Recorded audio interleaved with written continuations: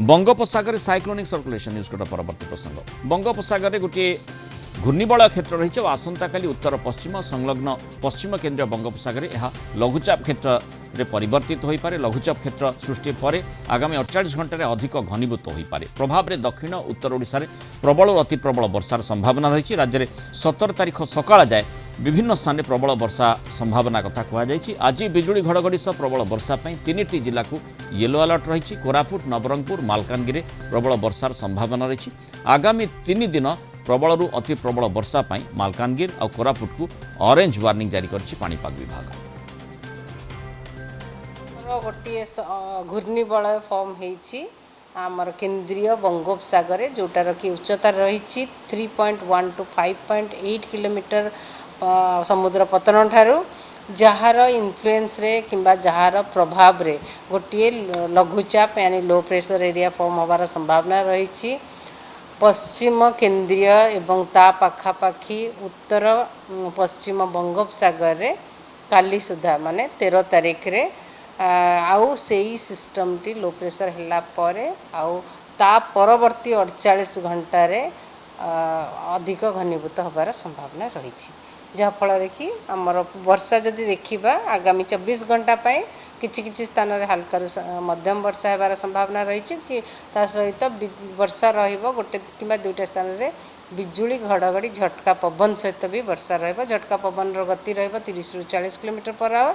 काली जब देखा 13 तारीख का अनेक स्थान में हल्का मध्यम वर्षा होबार संभावना रही। सहित प्रबल अति प्रबल वर्षा 14 तारीख रे अधिकांश स्थान में हल्का मध्यम वर्षा होबार संभावना रही। सहित प्रबल अति प्रबल वर्षा होबार संभावना अच्छी जमती कोरापुट मालकानगिरी आउ प्रबल वर्षा गोटे किंबा दुईटा स्थान में जमती कि गजपति रायगड़ा कलाहांडी नवरंगपुर आउ बिजुली घड़घड़ी सहित झटका पवन सहित भी वर्षा होबार संभावना रही।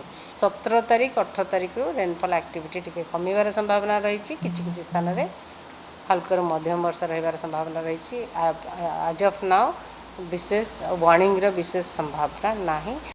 करबा आम सहित पाणीपाग विशेषज्ञ विश्वजीत साहू जोड़ी होती। विश्वजीत स्वागत करबा आलोचना को जो माने लघुचाप क्षेत्र कथा कहा जाउछि विशेषकर दक्षिण ओडिशा को दक्षिण भाग को बेसी प्रभावित करि पारे। घूर्णिबलय क्षेत्र रही परवर्ती समय लघुचाप क्षेत्र एवं पर आउ टिके घनीभूत हो पारे किंतु लिमिटेड पीरियड पर यार प्रभाव रहिबो कि?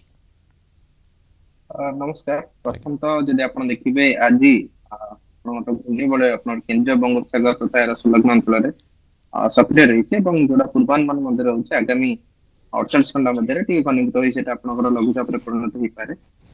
जहाँ प्रभाव जो पूर्वानुमान रोचे आज संध्या पर विशेषकर दक्षिण ओडिशा किसी जिला मानक वर्षार परिमाण धीरे धीरे बढ़ी पारे। विशेषकर देखा जब मालकानगिरी कोरापुट नवरंगपुर नुआपड़ा एवं समय आसंता काली कि परदिन बेलू रायगड़ा एवं गजपति और गंजाम जिले में किसी स्थान में वर्षार संभावना रही। विशेषकर मध्यम प्रबल वर्षा अनुभूत हो पारे। अति प्रबल वर्षार संभावना वर्तमान जदियो नहीं किंतु आम कहीपर कोरापुट मालकानगिरी दुईटा डिस्ट्रिक्ट वर्षार परिमाण यथेष्ट अधिक अन्य जिला मान देखा गले किंतु आमे जेमति देखुचे जो भली भाव रे पूरा ओडिशा रे प्रायतः येलो अलर्ट रही गोटे दुईटी जिला को छाड़ जो ऑरेंज अलर्ट आगामी समय रे आसी पारे। माने आमे कहि परिबा कि स्वाधीनता दिवस बेले पर्यंत वर्षा जारी रही स्वाधीनता दिवस मध्य भिजिबो वर्षा रे।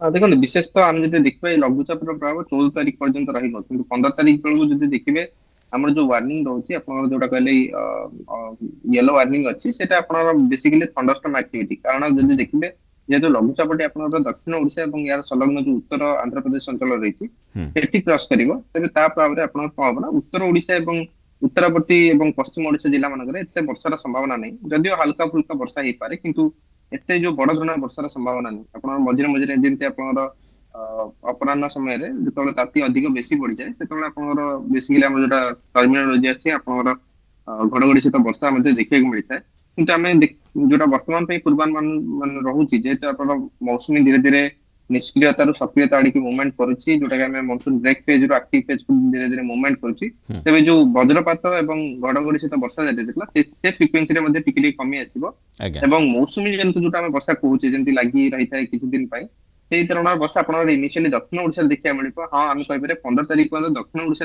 जिला मानक ଅଗଷ୍ଟ 15 ବେଳକୁ ବର୍ଷା ଜାରି ରହିପାରେ, କିନ୍ତୁ ତା ପରବର୍ତ୍ତୀ ଆମେ ଯଦି ଦେଖିବା ଉତ୍ତର ଏବଂ ଆଭ୍ୟନ୍ତରୀଣ ଏବଂ ପଶ୍ଚିମ ଓଡିଶା ଜିଲ୍ଲା ମାନଙ୍କରେ କେତେ ପରିମାଣରେ ଆପଣଙ୍କର ବର୍ଷାର ଇମ୍ପାକ୍ଟ ନ ପଡିପାରେ 15 ତାରିଖ ବେଳକୁ। କିନ୍ତୁ ଯଦିଓ ଆଉ ଗୋଟେ ଲଘୁଚାପ ମଧ୍ୟ ସୃଷ୍ଟି ହେବାର ସମ୍ଭାବନା ରହିଛି ଆପଣ ପାଖାପାଖି 18 କିମ୍ବା 19 ତାରିଖ ବେଳକୁ, ଆଜ୍ଞା ତେବେ ସେତେବେଳକୁ କହିପାରିବା। କିନ୍ତୁ ଅଗଷ୍ଟ 15 ବେଳକୁ ଆମେ କହିବା ମୋଟାମୋଟି ଭାବେ କହିବାକୁ ଗଲେ ଉତ୍ତର ଓଡିଶା ଉପକୂଳ ଏବଂ ପଶ୍ଚିମ ଓଡିଶାରେ ବିଶେଷ ପ୍ରଭାବ ନ ପଡିପାରେ, ଯଦିଓ ହାଲକା ବର୍ଷାର ସମ୍ଭାବନା ରହିଛି। ଧନ୍ୟବାଦ ଶ୍ରୀଯୁକ୍ତ ବିଶ୍ୱଜିତ ସାହୁ ଆଲୋଚନା ରହିଥିବାରୁ ମତାମତ ରଖିଥିବାରୁ।